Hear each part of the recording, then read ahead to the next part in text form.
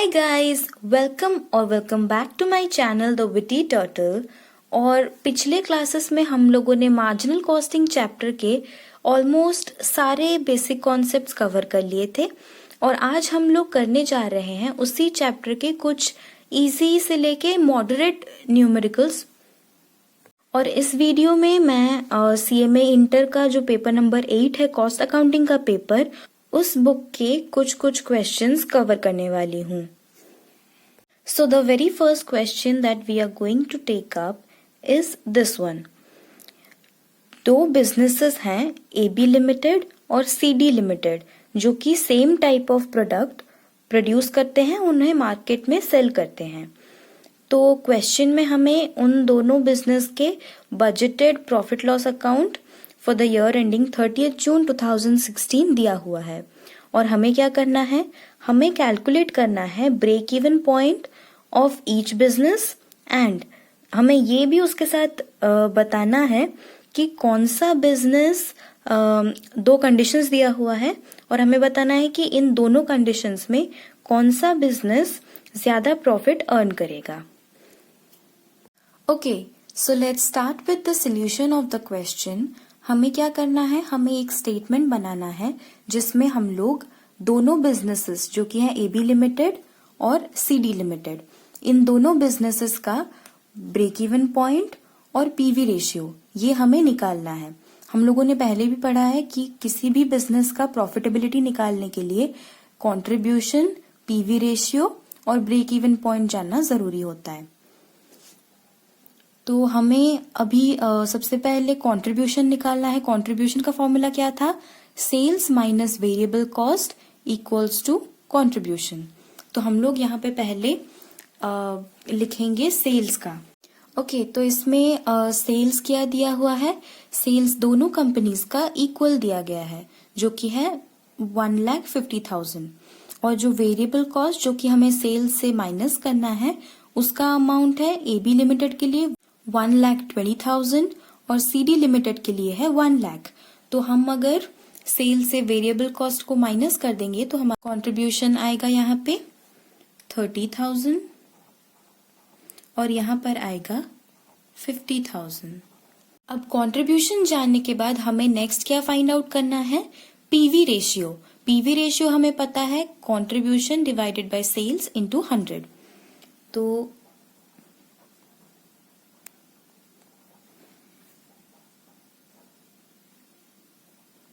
First AB limited का होगा PV ratio 30,000 divided by 1,50,000 into 100 और CD लिमिटेड का होगा 50,000 डिवाइडेड बाय 1,50,000 इंटू 100। तो AB लिमिटेड का PV रेशियो कितना आता है यहाँ पे, इट विल बी 20% और CD लिमिटेड का आ जाएगा 33.33%। अब हम PV रेशियो जान गए हैं तो अगला स्टेप क्या है हमारा, हमें ये फाइंड आउट करना है कि दोनों कंपनीज का BEP यानी कि ब्रेक इवन पॉइंट कितना होगा। तो ब्रेक इवन पॉइंट का हमें फॉर्मूला पता है, वो है fixed cost divided bye PV ratio. Fixed cost हमें क्वेश्चन में दिया गया है, सो BEP will be, AB limited का BEP कितना होगा, हमें फिक्स्ड कॉस्ट दिया गया है 15,000 डिवाइडेड बाय 20% और CD लिमिटेड का हमें फिक्स्ड कॉस्ट दिया गया है 35,000 डिवाइडेड बाय 33.33%। तो हमारा जो ब्रेक इवन पॉइंट है AB लिमिटेड का वो कितना आएगा, इसको कैलकुलेट करने पे आएगा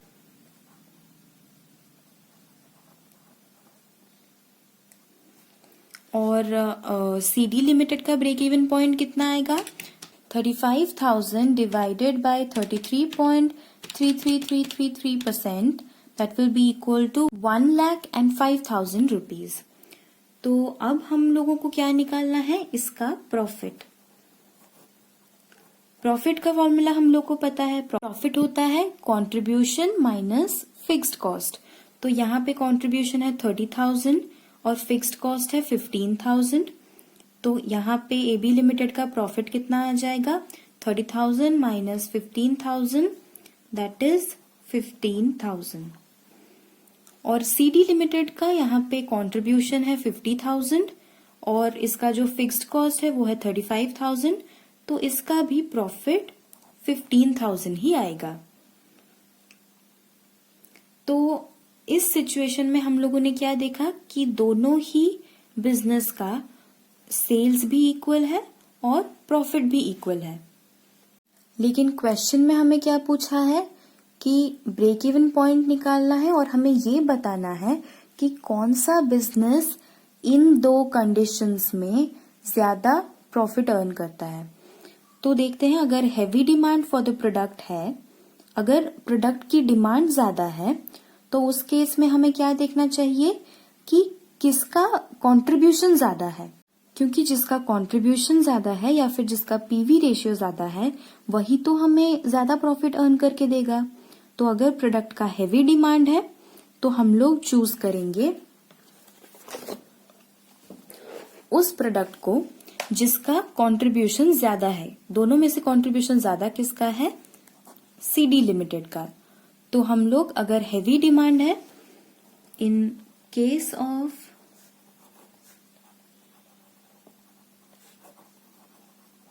heavy demand,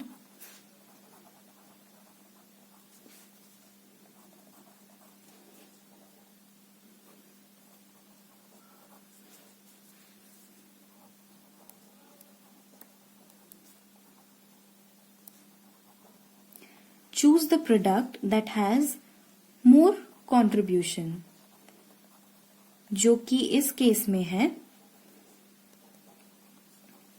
CD limited.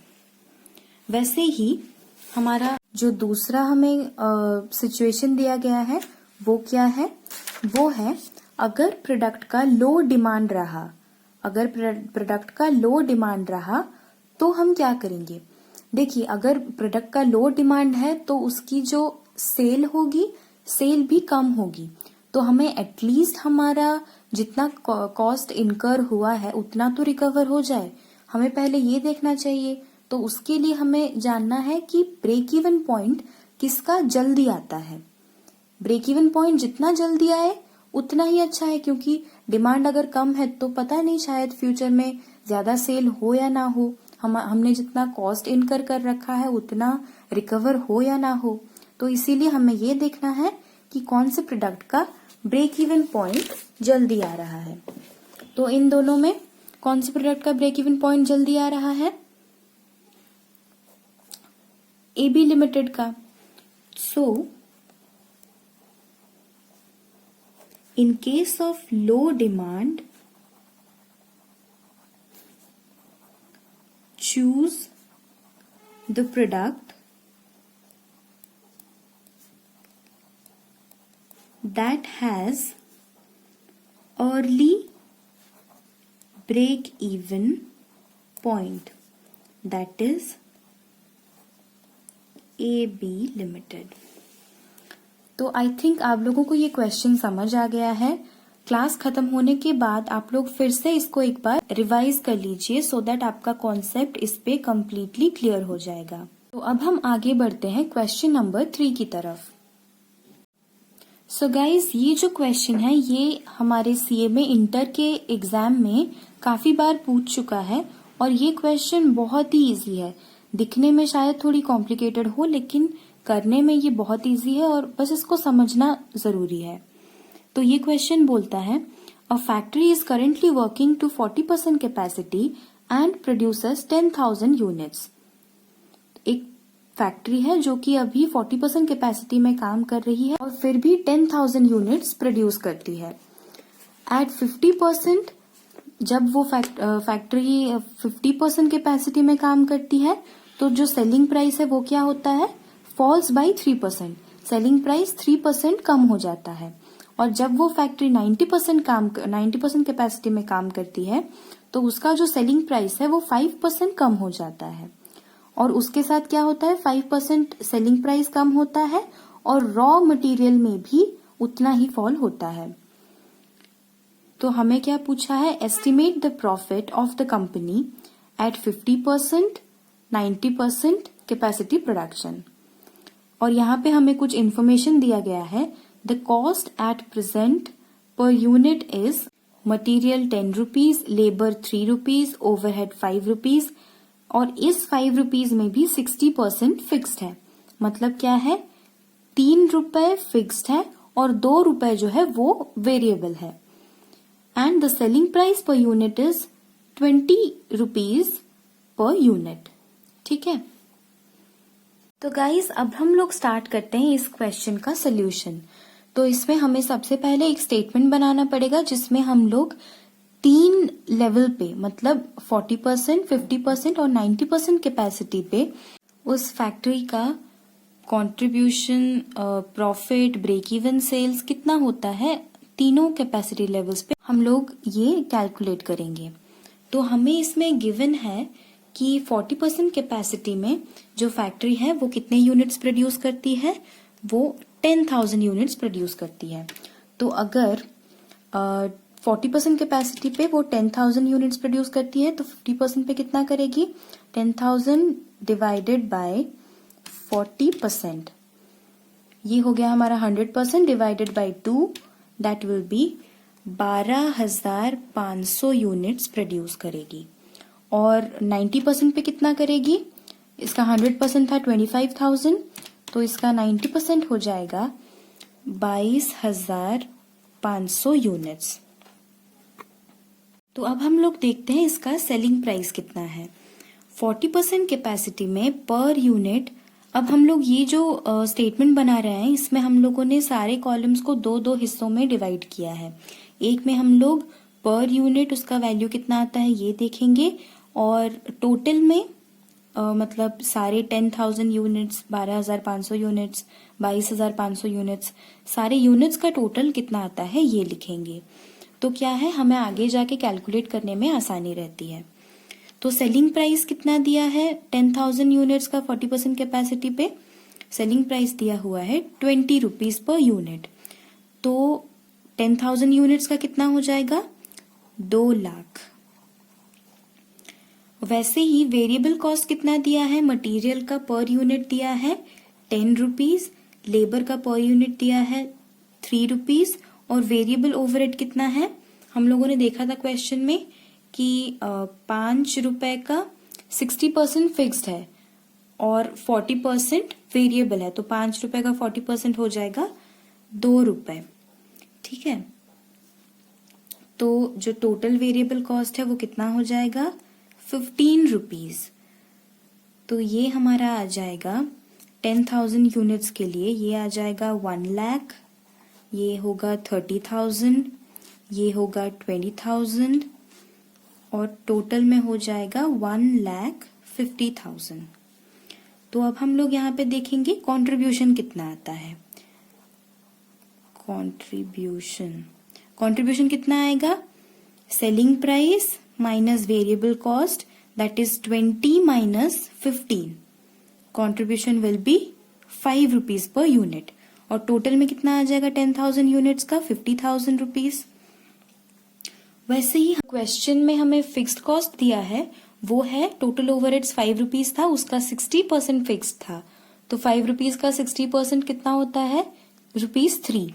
Fixed cost आ जाएगा हमारा 3 रुपए।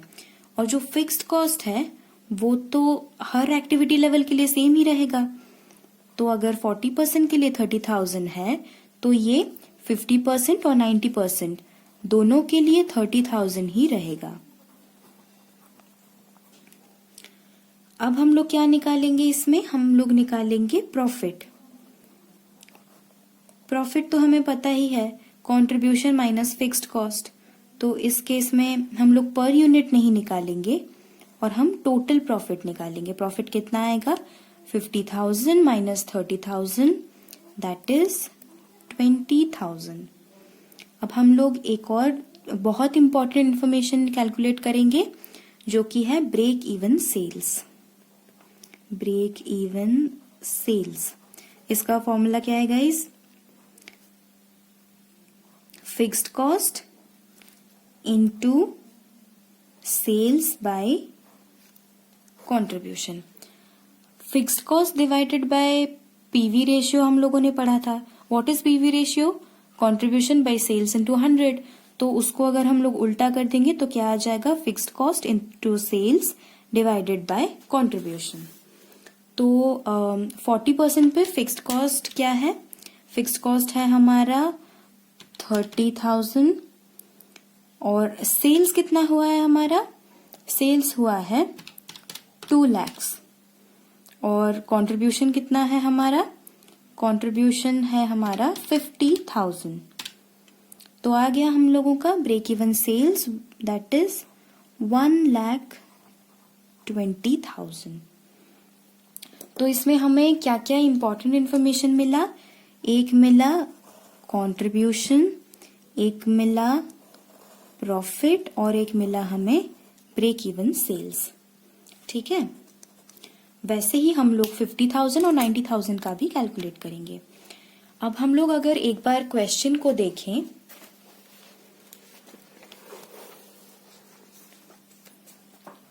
तो क्वेश्चन में क्या बोला है कि at 50% capacity the selling price falls by 3%।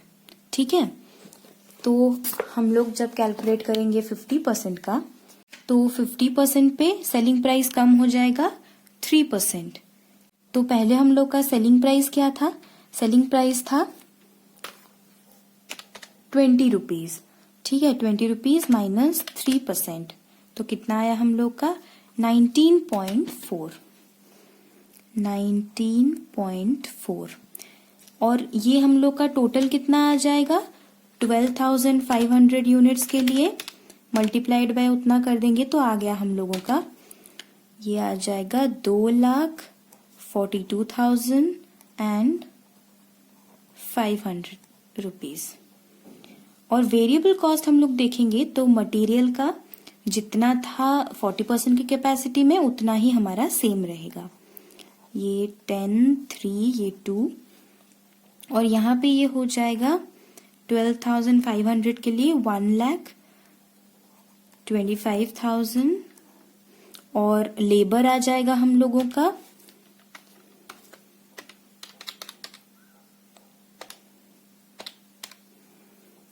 Labour आ जाएगा 37,500 और जो हम लोग का वेरिएबल ओवरहेड है वो आ जाएगा हम लोगों का 12,500 इंटू 2 दैट इज 25,000। ये तो हम लोग का 15 ही आएगा और कंट्रीब्यूशन घट के आ जाएगा यहाँ पे 4.4 पर यूनिट। तो यहाँ पे हम लोग का टोटल वेरिएबल कॉस्ट कितना हो जाएगा? 15 rupees per unit into 12,500 units. ये आ गया हम लोग का 1,87,500। वैसे ही हमारा कंट्रीब्यूशन कितना आ जाएगा? Selling price minus variable overhead, या फिर आप लोग इसको ऐसे भी कर सकते हैं 4.4 इंटू 12,500 आ गया हम लोगों का 55,000। सॉरी गाइस, ये नहीं होगा, ये गलत है।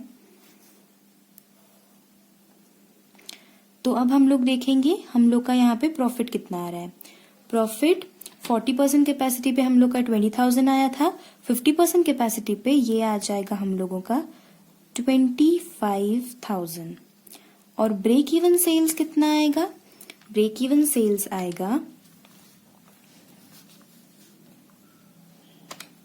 फिक्स्ड कॉस्ट है हम लोग का 30,000 इनटू हम लोग का सेल्स हुआ है 2,42,500 डिवाइडेड बाय कंट्रीब्यूशन। तो कंट्रीब्यूशन कितना है?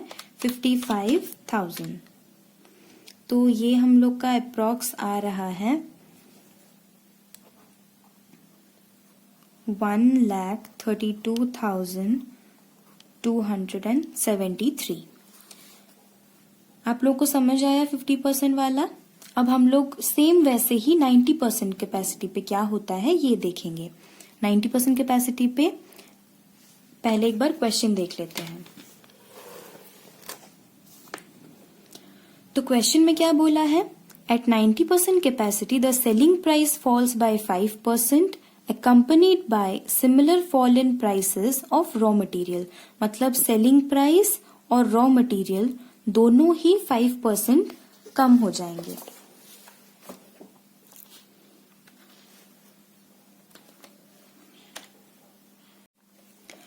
तो यहाँ पे हम लोग का सेलिंग प्राइस कितना होगा, 20 rupees minus 5%, that will be 19 per unit.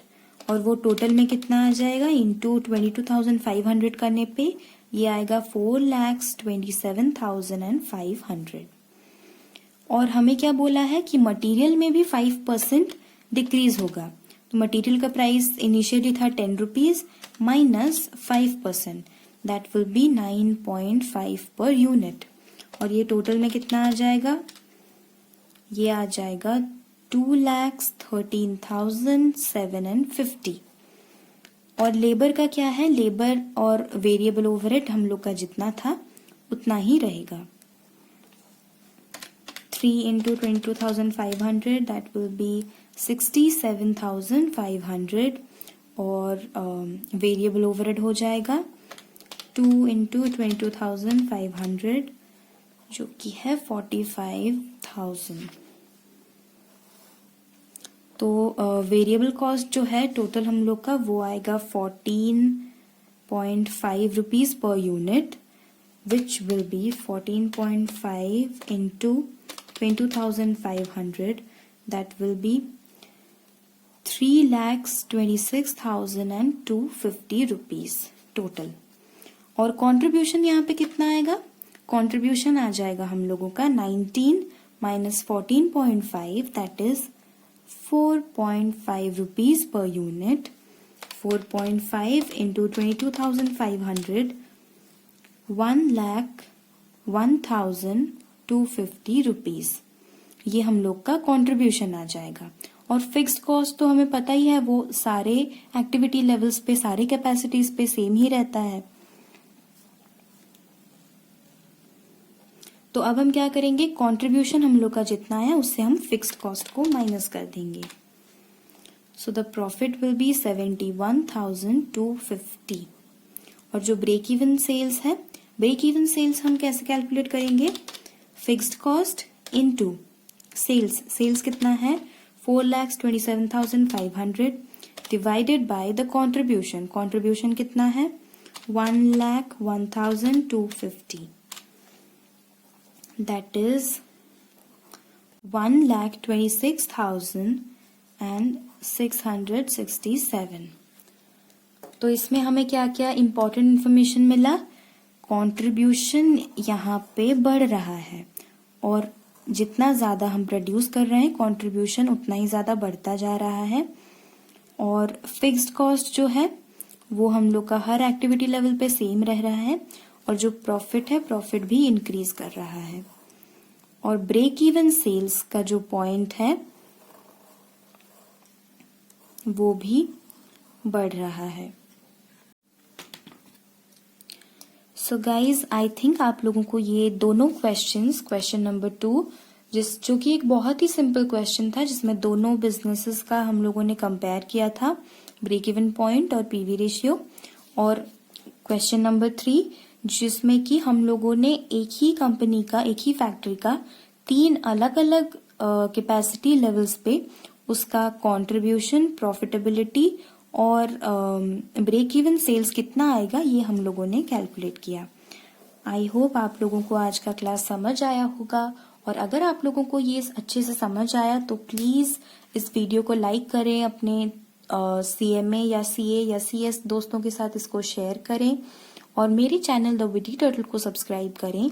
और आने वाले क्लास में हम लोग थोड़े मॉडरेट लेवल के क्वेश्चंस करेंगे और ग्रेजुअली हम लोग थोड़े डिफिकल्ट लेवल के क्वेश्चंस तक जाएंगे।